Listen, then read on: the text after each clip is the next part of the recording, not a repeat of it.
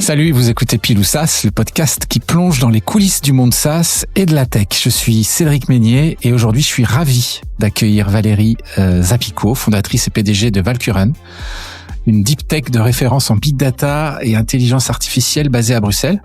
Alors Valérie, c'est une statisticienne devenue entrepreneuse, passée par plusieurs grandes corporations avant de créer la data tech Valkuren fin 2014. Elle a été élue top 3 ICT Woman of the Year 2023. Elle a intégré les Inspiring 50 Belgium en 2020 et elle est à la tête de Women in Big Data Bruxelles qui œuvre pour la diversité dans ce secteur. Aujourd'hui, son entreprise aide des organisations de la start-up au grand groupe à débloquer le pouvoir de leurs données à travers l'optimisation industrielle, la mobilité intelligente et les agents IA souverains. Ça, on va en reparler aussi. Elle va bien sûr nous en dire plus dans quelques instants. Alors, Valkuren, c'est une boîte qui a un peu plus de 10 ans, qui s'est construite sans levée de fonds, d'après mes informations, et qui semble avoir gardé son ADN, des relations humaines au cœur de la tech, une équité de genre exemplaire, ou encore un équilibre salarial. Mais avant de plonger dans cette conversation avec Valérie, un mot pour vous, dirigeants ou responsables marketing de SaaS. Vous le savez, moi je suis un passionné de marketing et à travers mon agence Chambord, j'ai lancé une offre accessible, même super accessible, pour faire augmenter significativement le taux de conversion de vos canaux digitaux, en particulier de votre site web. Comment ? C'est très simple, par une vidéo de 60 secondes qui explique clairement vos solutions pour mieux et plus convertir de prospects en client. On s'occupe de tout, de l'analyse de votre offre à la livraison sur mesure d'une vidéo claire et persuasive, et tout ça en 14 jours. Alors, vous demandez votre consultation gratuite maintenant, si vous le souhaitez, sur pile-ou-sas.fr ou .be. Maintenant, place à notre invité. Bonjour Valérie. Bonjour Cédric. Bienvenue dans Pile ou SaaS. Merci. Alors Valérie, pour commencer, le principe est simple. Je te pose une série de questions à choix binaire et tu réponds instantanément. Es-tu prête ? Oui. C'est parti. Lève-tôt ou couche tard ? Couche tard, mais lève tôt par obligation. Statistique ou machine learning ? Machine learning. Bootstrap ou levée de fonds ? Bootstrap. Bruxelles ou Toulouse ? Bruxelles. Thé ou café ? Café. Data quality ou data quantity ? Les deux sont importants. Quality, je dirais quality. SAP ou open source ? Open source. Startup ou grand groupe ? PME. Consultante ou PDG ? PDG. Endive ou chicon ? Chicon, désormais. Discrimination positive ou mixité spontanée ? Mixité spontanée. Reporting descriptif ou analyse prédictive ? Analyse prédictive. Marketing digital ou bouche à oreille ? Marketing digital. IA générative ou IA prédictive ? Un mix des deux. Un mix des deux. Ouais. Osgore ou le Zoot ? J'ai surfé la première fois au Zoot, malheureusement, ou heureusement, je ne sais pas. Pile ou SaaS ? Pile, même si SaaS reste un peu le Graal. Alors Valérie, merci d'avoir répondu à mon invitation. Tout va bien ? Tout va très bien. On continue ? On continue. Alors, qu'est-ce qui t'a donné le déclic pour créer ta boîte ? Je pense que je suis assez indépendante. Et donc de ce fait-là, voilà, j'ai toujours eu cette indépendance ou cette liberté un peu de pouvoir, voilà, liberté et aimer construire des choses. Et j'ai eu la chance, voilà, de pouvoir au début être, voilà, un peu coachée par mon premier patron.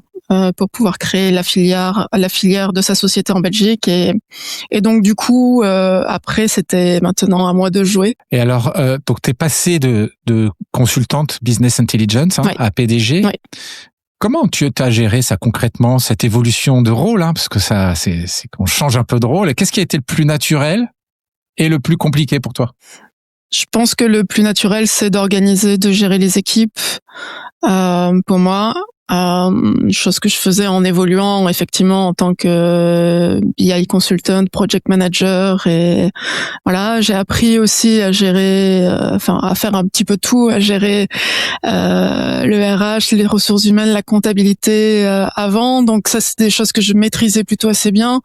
La complexité que moi je n'avais jamais appris, c'était plutôt le business development et le commercial et le marketing. Donc je m'y mets, j'ai repris des cours, mais voilà, ça reste en tant que représentant de la société et PDG, c'est important d'aller d'aller au devant et d'aller être capable d'aller soi-même vendre, d'aller en première ligne. Exactement. Et alors, en parlant de marketing, d'où vient le nom Valkuren? Valkuren, ça vient des Valkyries, et donc ça fait image à la mythologie nordique, et donc les Valkyries qui allaient prendre les soldats morts au combat pour les amener vers le Valhalla, et c'est un peu l'imagerie d'aller chercher les entreprises, les hommes au sens large, vers les amener vers les nouvelles technologies, vers le cloud, vers l'intelligence artificielle. Alors, tu as bootstrappé la boîte sur fonds propres, de ce que j'ai vu. En 2014, le terme big data, ça c'était peut-être pas encore, ça devait être assez nouveau. Oui. Comment tu as réussi à convaincre tes premiers clients de te faire confiance dans ce contexte? Mais en fait, c'est parti. Donc, moi, je suis repartie de zéro quand j'ai construit Valkuren, et je suis restée un petit moment en freelance d'abord, donc en tant qu'expert data. J'ai trouvé mes premières missions avec mon réseau. Et ensuite, en fait, j'ai eu l'opportunité de pouvoir commencer à travailler avec des stagiaires pour des fondations, une fondation, une start-up. Et donc, la vision de Valkuren à ce moment-là, c'était effectivement d'aller agréger tout type de données, de pouvoir sortir de ces différents systèmes ERP très lourds, justement, du SAP ou d'autres outils très lourds, et de venir profiter de l'ensemble des données, que ce soit des réseaux sociaux, du système ERP, des outils CRM, et de pouvoir vraiment agréger cette data de manière au-dessus de cette couche, au-dessus de ces couches de différents outils. Et donc voilà, c'est comme ça qu'on a été vendre au départ la valeur de notre expertise, c'est d'aller agréger tout type de données pour en produire de la valeur. Alors, en commençant par des dashboards et du pilotage affiné, puis de la simulation et de la prédiction ensuite. Quels ont été les obstacles et les dépassements pour parvenir à être toujours là 10 ans plus tard? C'est un challenge. On y va pas à pas. Je pense que il y a plusieurs aspects. C'est que on a une bonne expertise qui fait qu'on est toujours là, et donc on arrive à construire et à s'adapter aussi. On a pas mal évolué notre capacité à réutiliser aussi l'expertise qu'on peut développer pour un client, qu'on peut réutiliser pour d'autres. On essaye, donc on ne construit pas de SaaS à proprement parler, mais on a des couches technologiques qu'on sait facilement réutiliser et dupliquer chez nos clients, et donc ça a de la valeur. Alors, tu es à la tête de Women in Big Data Bruxelles. Qu'est-ce qui te tient vraiment à cœur dans ce sujet de la diversité dans la tech? Je pense qu'il y a plus d'intelligence dans plusieurs têtes qu'une, et surtout dans une diversité de têtes, de culture, de genre, et donc cette mixité fait que je pense aussi dans le domaine de l'intelligence artificielle est très important, notamment pour la manière d'appréhender les choses, la manière de coder, la manière de tester surtout les choses. On s'est aperçu qu'on avait tout le monde est biaisé, et que donc on n'a pas la même manière soit de développer, soit de tester, qu'on soit homme ou femme. Exactement, tout biais cognitif qu'on peut avoir, et donc le fait de mixer les équipes fait que ça permet de diminuer intrinsèquement ces biais cognitifs qu'on peut avoir en ayant un panel plus large aussi. Alors, il y a quoi? Il y a eu un point de bascule pour que tu te positionnes sur ce thème. On est venu te chercher. Comment ça s'est passé concrètement? Non, pour moi, c'est naturel. C'est-à-dire que j'ai toujours évolué dans des milieux côté IT, dans des grands groupes où j'étais aussi la seule femme. Où alors on était très peu. Et donc, c'était aussi l'idée de dire, mais les femmes ont aussi une valeur à apporter dans ce domaine, et donc ça s'est fait vraiment naturellement, et je cherchais vraiment à essayer de pouvoir joindre un petit peu les deux bouts, et à me dire, moi aussi j'aurais bien aimé avoir quand j'étais plus jeune aussi une main tendue pour me montrer qu'il y avait certaines choses qui pouvaient exister dans ce domaine. Quelqu'un qui ne connaît pas du tout Valkuren, comment tu lui expliques vos solutions en 1 minute? On met en valeur les données de l'entreprise, donc que ce soit par une intégration des différents outils que l'entreprise a, ou par le biais de l'intelligence artificielle qui permet de passer à un niveau supérieur encore. Donc c'est vraiment l'idée de pouvoir avoir des leviers faciles avec les données des entreprises, ou des données qu'on va chercher aussi à l'extérieur. Vous avez 3 axes stratégiques, donc ouais. Vous êtes positionné finalement sur 3 domaines: l'optimisation industrielle, ouais.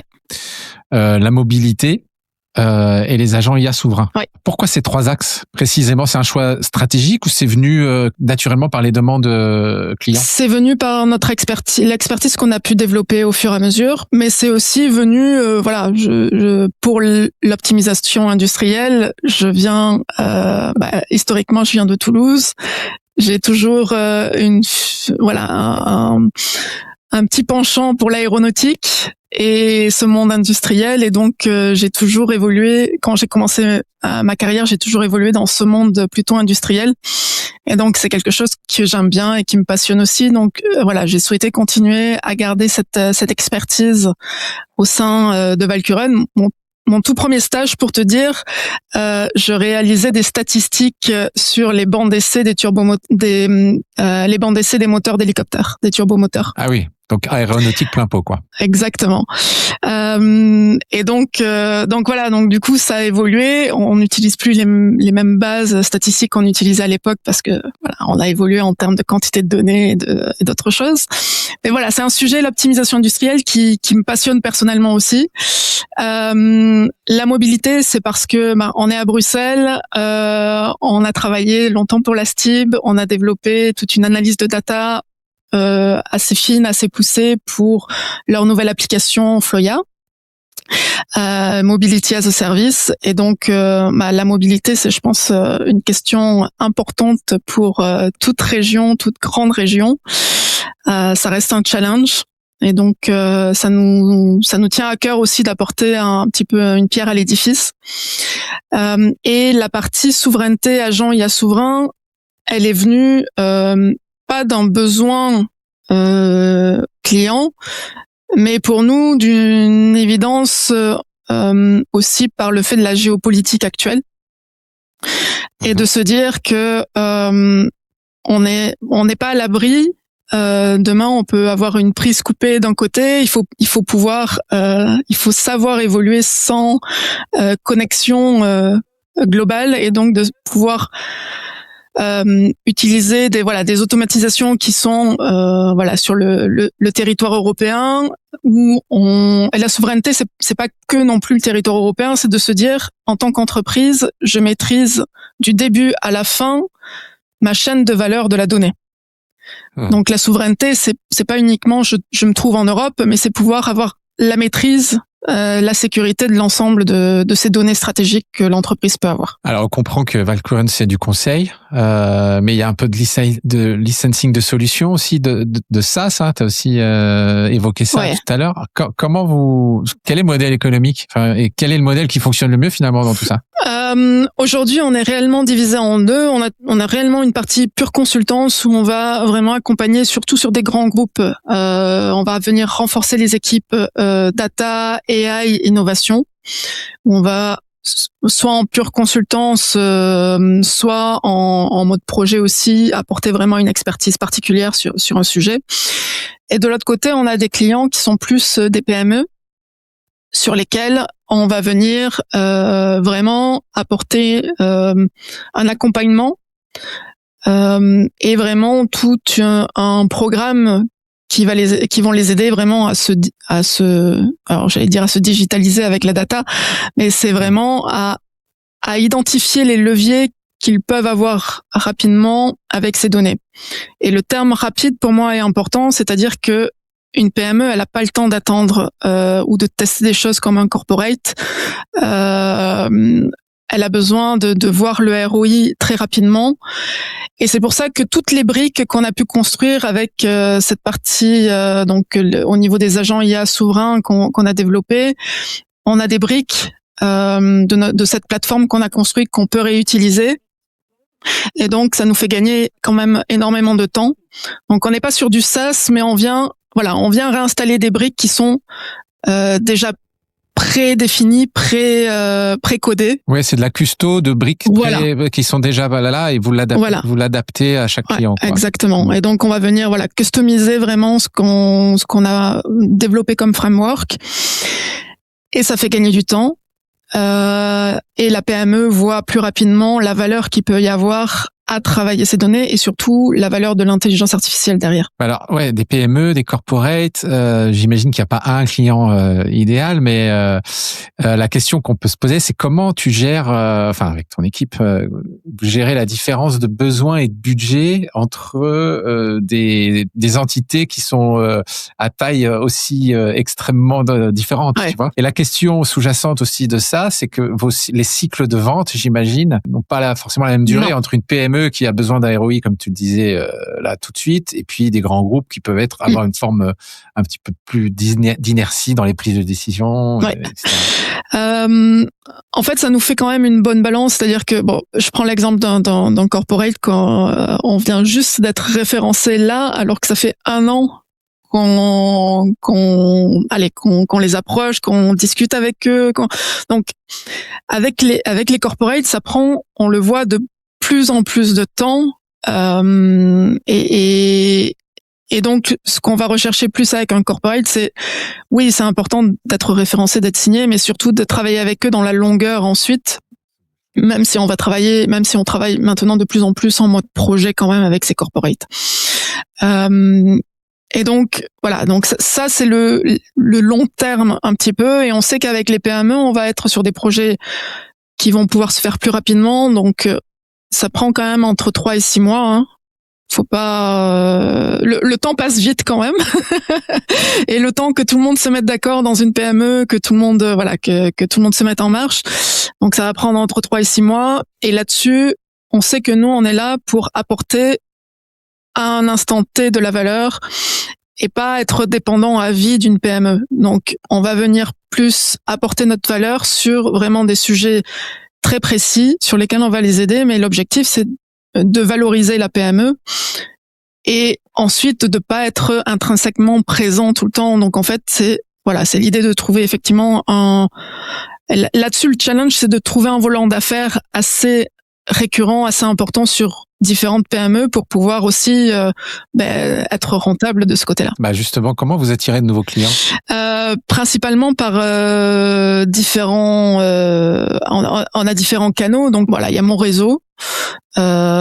Aujourd'hui c'est moi qui fais le plus gros boulot là-dessus de toute manière. Il y a le réseau, le networking, je fais aussi du cold call qui fonctionne plutôt bien, et après j'ai des apporteurs d'affaires qui sont spécialisés un petit peu dans différents domaines.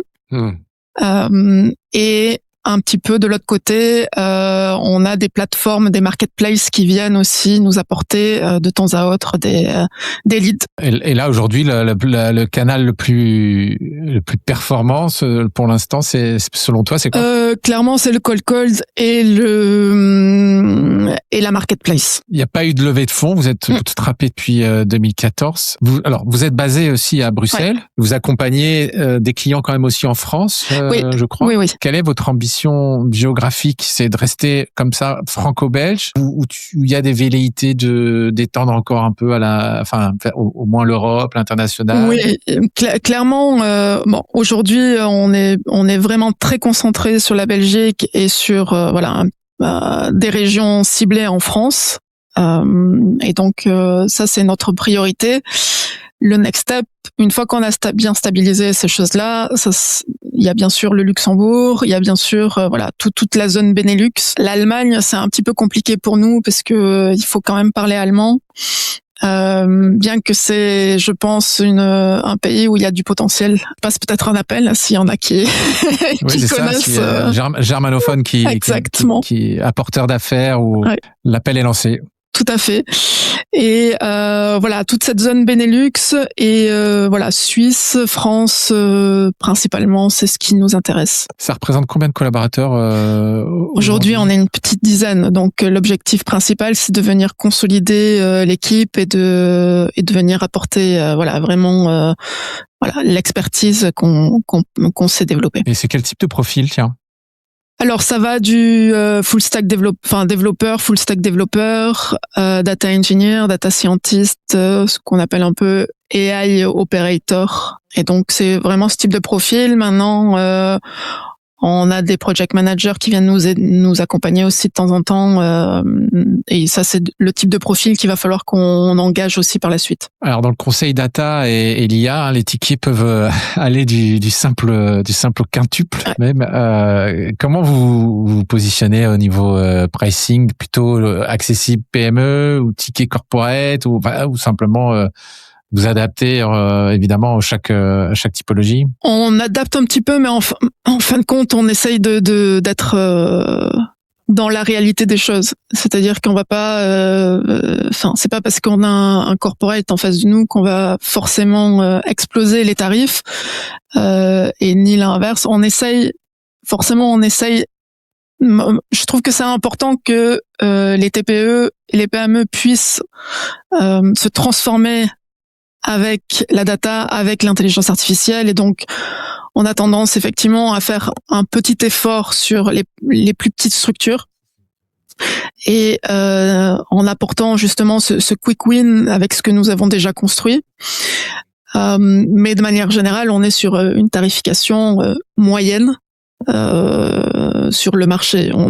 Oui, parce que sur le marché, justement, sur ce marché-là, Big Data, il y a des mastodontes, en face, là, j'ai pas des IBM, des Accenture, des gros bazars, des Capgemini. Puis même sans prendre aussi gros, tu vas avoir, NRB aussi, ou des choses comme ça, mais c'est des entreprises qui vont tendance quand même à s'adresser à des corporates et qui ont des tarifications qui sont quand même assez élevé. Oui, donc de fait, vous êtes déjà plus en ligne de mire et dans l'accessibilité des PME. Oui, clairement. Oui. On a déjà parlé donc de l'IA souveraine, donc on y voit un peu plus clair là-dessus, parce que moi je me demandais vraiment ce que c'était. Donc effectivement, c'est important. T'as mentionné le contexte géopolitique et j'ai eu plusieurs épisodes là avec d'autres invités qui ont relevé, sans parler de ce terme de l'IA souveraine, qui ont relevé ce sujet-là. Donc ça, c'était super intéressant. Mais si on se projette en 2030, comment tu vois les choses? Déjà pour Valkuren, est-ce qu'il y a un pivot? Est-ce qu'il y a d'autres solutions? Est-ce que évidemment, ma question elle est liée aussi à comment tu vois les choses évoluer sur ton marché de manière plus globale, tu vois. Alors, je pense que pour Valkuren, nous, on a une vision qui est assez simple, c'est de devenir la référence d'accompagnement pour les PME dans leur transformation IA et aider ce tissu économique vital aujourd'hui en Europe à se transformer et à rester présent et pas se faire manger par des réseaux économiques tierces. Ça, je trouve que c'est important. Donc, c'est un peu la mission et la vision pour Valkuren au niveau européen. Au niveau de la vision de l'évolution du marché, je pense que c'est de plus en plus challenging de pouvoir développer aussi une société dans ce domaine. Pourquoi? Parce que tout le monde fait de l'IA aujourd'hui. Et en fait, derrière ce mot IA, c'est un peu le buzzword, et les gens et les entreprises ne savent pas trop ce qui se cache derrière. On voit souvent juste la vitrine ou le haut de l'iceberg ChatGPT, mais les gens ont du mal à comprendre tout ce qu'il peut y avoir derrière. Comme je dis, il y a pas un type d'intelligence artificielle, mais il y en a plusieurs. Et donc, il y a beaucoup de structures qui se montent en ayant un peu en surface avec ce buzzword d'IA sans avoir intrinsèquement de la valeur derrière. Vous êtes des pionniers en la matière, donc ça vous amène on va dire naturellement et de fait à avoir un socle sur ces questions-là. Exactement. D'avoir assisté à l'avant et le pendant et puis donc voilà, c'est pour ça que ça m'intéressait d'avoir un peu cette vision qui pouvait être un peu plus ancrée à 2030 quoi. Et donc en ce qui concerne Valkuren, donc plus grosse boîte, un pivotement, une évolution. Voilà, je te disais tout à l'heure, ça c'est le Graal. Il faut savoir que il y a différentes statistiques qui montrent que les gens aussi ont de plus en plus de mal peut-être à acheter du SaaS, bien que ça se vend encore bien. Je ne sais pas si on ira évoluer vers du SaaS à 100%. Ça reste une question, ça reste une évolution possible. En tous les cas, je pense qu'on va évoluer vers une productisation de ce qu'on fait de manière plus intrinsèque, de manière à proposer des boîtes à outils plus concrètes et plus faciles à l'utilisation pour nos clients. Avec plus de visibilité évidente sur des solutions quoi. Alors pour finir, si tu devais donner un conseil à quelqu'un qui veut se lancer dans le big data ou l'IA là, justement, comme tu disais il y a beaucoup qui émergent là, des petits bourgeons, etc. S'il y a un conseil à donner, ce serait quoi? Je pense que dans un premier temps, c'est important de connaître la base des choses. Je prends un exemple, quand on passe un brevet de navigation ou un brevet de pilote, on navigue sans les instruments, on navigue avec la carte, le crayon, on revient à l'ancienne. Je pense que même s'il y a du vibe coding, du ChatGPT, je pense que c'est intéressant de se renseigner sur comment ça fonctionne intrinsèquement à la base, avant d'aller vibe coder ou de pouvoir utiliser ces outils. Donc je pense que c'est revenir à la base, comprendre les mécanismes, comment ça fonctionne. C'est mon premier. Aujourd'hui, il y a plein de cours en e-learning qui permettent de se former, mais je dirais de se servir aussi de l'IA, de la connaissance qui existe. On peut aller questionner forcément ChatGPT pour savoir quelles sont les sources qu'on peut aller retrouver au niveau des sources de formation de base.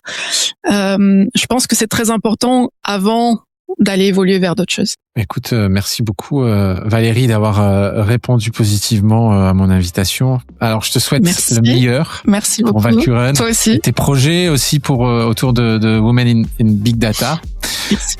Et à vous qui nous écoutez, merci pour votre fidélité. Abonnez-vous au podcast Pile ou SaaS sur votre plateforme d'écoute habituelle, Spotify, Apple Podcast ou YouTube.